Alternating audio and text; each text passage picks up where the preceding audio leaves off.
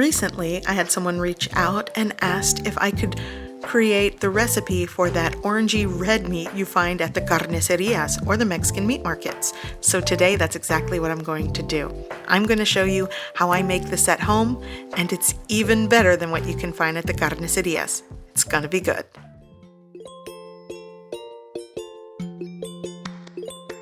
Okay, so to start, to give it that orangey red color, the marinade is going to call for annatto seed or achiote.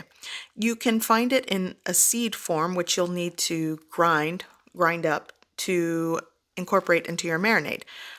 But I'm going to be using the already ground annatto seed. Now, this is what's going to give it that vibrant orange-red color. You could also use an achiote paste. It already comes in a paste form. You mix it up with other ingredients to create the marinade. Or the easiest version is to already buy it in the bottle. This is an actual bottled marinade that you just pour over the chicken. But I'm going to show you how I make this at home. Okay, so in my blender cup, I'm going to add a half cup of freshly squeezed sour orange juice. This is what a sour orange looks like. You could also use a combination of regular navel orange juice with lime, orange juice with some vinegar, pineapple juice works, but I'm going with sour orange today. I'm also going to be adding a 1/4 cup of cooking oil. This is grapeseed oil. Here I'm going to add 2½ teaspoons of salt, 1 clove, this is a very large clove of garlic, 2 cloves of garlic work.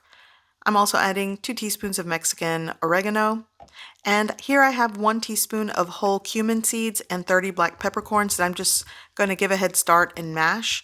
That's going to go into my blender cup. You could also add 1 or 2 whole cloves into this and a little bit of coriander seed, but I skipped that today because my son doesn't like the flavor, but that definitely works for this marinade. Now I'm using 2 ounces of the ground achiote. That's going in. And before I forget, I'm also going to add 1½ to 2 teaspoons of onion powder. You could also use a small portion of fresh onion if you like. I'm going with powdered. So now I'm going to cover that and puree well.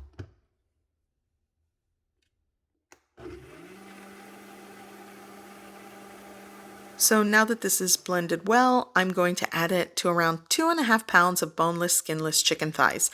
Now this entire marinade works well for about 4 pounds of chicken, so I'm going to reserve a little bit for later use and just use some on my 2½ pounds of boneless, skinless chicken thighs. You could use different types of chicken pieces, chicken breast, bone-in chicken pieces, it all works. I'm just going to slather this and cover this in the marinade. And as you can see, it has a very beautiful, vibrant red-orange color. So I let that marinate for about 2 hours. If you're using something like bone-in chicken, go for overnight, that works. So in my preheated pan with oil, I'm going to start cooking my chicken. And I did allow my chicken to set on the countertop for about 15 minutes to remove the chill. That definitely helps the cook time. Now these smaller filleted pieces of boneless, skinless chicken thighs are not going to take very long.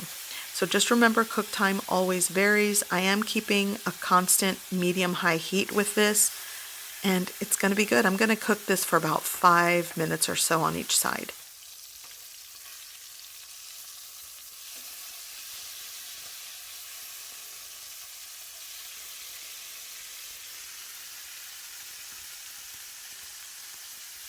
This does get a little messy, so I had to use a splatter screen.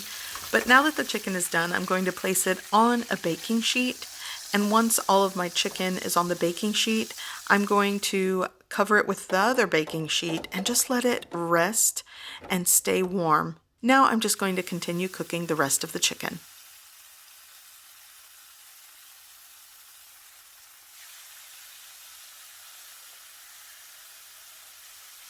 Here I have 2 jalapenos and 1 large onion that I just roughly sliced or chopped, and I'm going to saute and blister the jalapenos along with the onion. It goes perfect with this. Now the jalapenos, when you cook it this way, it's called jalapeno toreado, basically blistered and charred jalapenos. Okay, so everything is cooked and the chicken has rested, so now it's time to dig in. And I'm going to slice into the chicken to show you how tender and juicy it turned out.